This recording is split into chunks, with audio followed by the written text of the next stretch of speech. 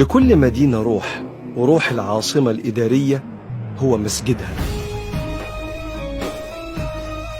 وفوق أعلى تبة فيها يتبني هذا الصرح الإسلامي الثقافي الضخم بأكبر إمكانيات وأفخم طراز، عشان يكون هدية مصر لشعبها وللعالم الإسلامي أجمع.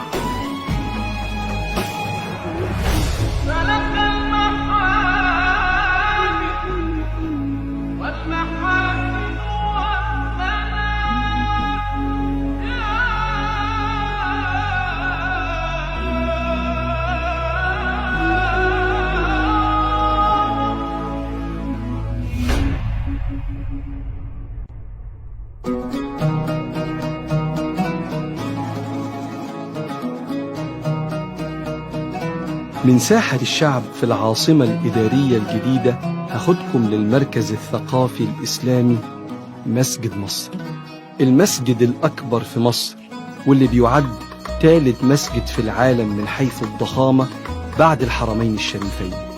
بيت ربنا على مساحة 476 ألف متر تتنزل فيها الرحمة وتعمرها الملائكة. هذا البيت العظيم يقدر يصلي فيه 137 ألف مصلي وعابد وطالب علم. ومن بين الجناين والنور ندخل عبر الممر الرئيسي لصحن المسجد.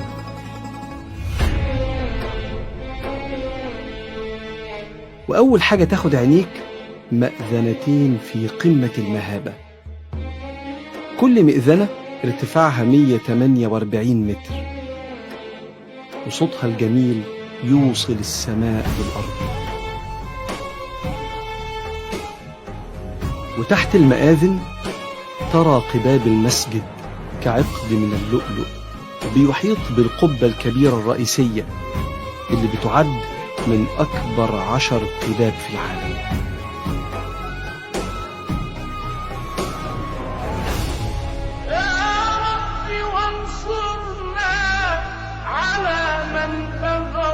أنت علينا وعليهم شهيد، وقد شكرنا وانتظرنا المزيد.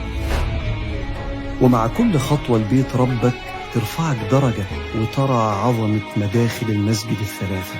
لكل مدخل 3 أبواب بارتفاع 6 متر لكل باب، مصنوع يدويا من الخشب بحشو نحاس، تحفة فنية إسلامية. ومن هنا يدخل العباد وطلاب العلم من كل مكان في العالم إلى ساحة مولاهم من أوسع الأبواب. اللهم اغفر لي ذنوبي وافتح لي أبواب رحمتك.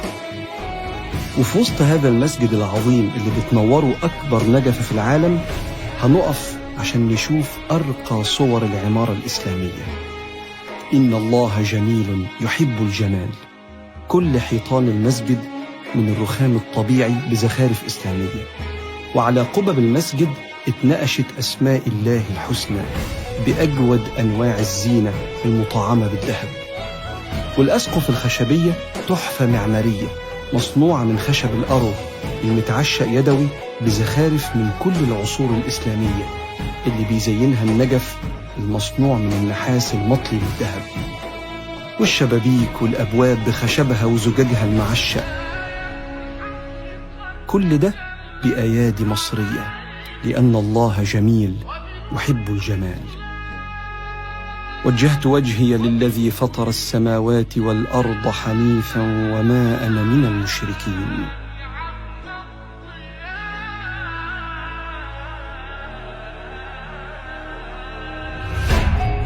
منبر الإمام.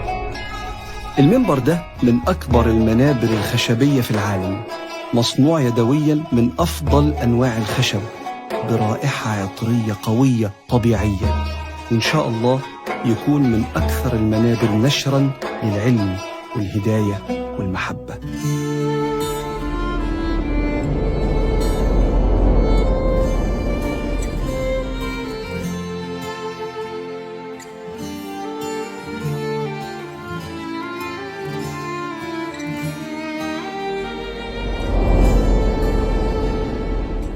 وحوالين المسجد 60,000 متر من الرخام الأبيض اللي بيجمع كل طبقات الشعب في الصلاة والأعياد والمناسبات، وتستقبل طلبة العلم والعباد من كل أنحاء العالم.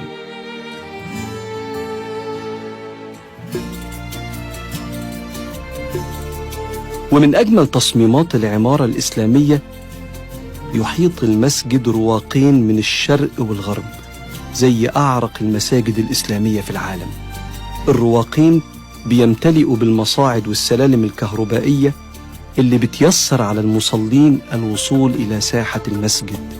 وأجمل ما في الساحة الخارجية للمسجد مبنى السبيل، 24 حنفية مية ساقعة لخدمة وارتواء زوار المسجد.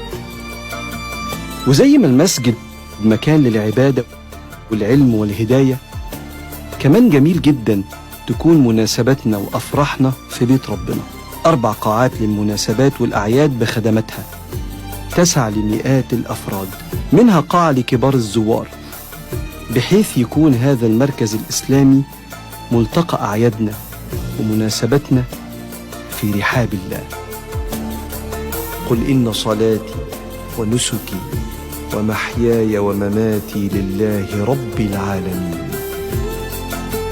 وفي المركز الثقافي الإسلامي مركز تجاري ومحلات لخدمة العباد والزوار وطلبة العلم من كل مكان في العالم.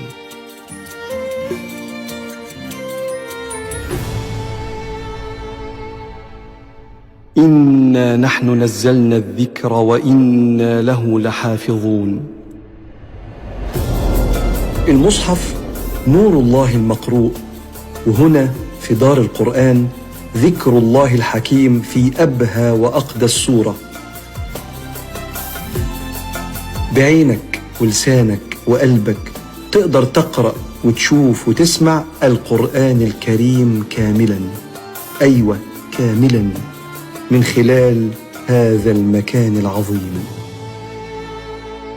30 غرفة ب30 جزء من القرآن الكريم، كل غرفة منحوت عليها جزء كامل من القرآن، منحوت بأيادي مصرية.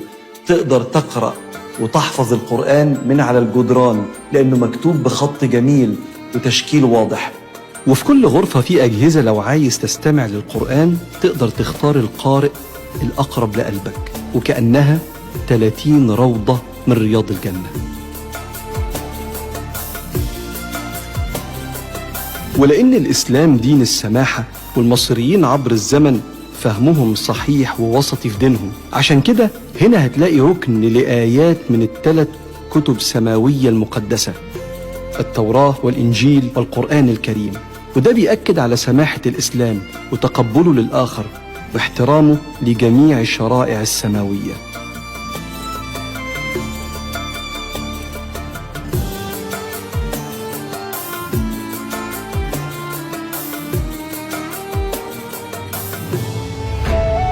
كان صعب نوفي المسجد حقه أو نبرز حجم المجهود اللي اتعمل، لكن جزى الله خيرا كل إنسان ساهم في بناء هذا الصرح الإسلامي الثقافي الفخم، اللي كل دعوة فيه أو ركعة أو سجدة هتزيد بلدنا بركة وإيمان، وتدخلنا في حصن حصين من ربنا يملأنا بالأمن والقوة والعزيمة.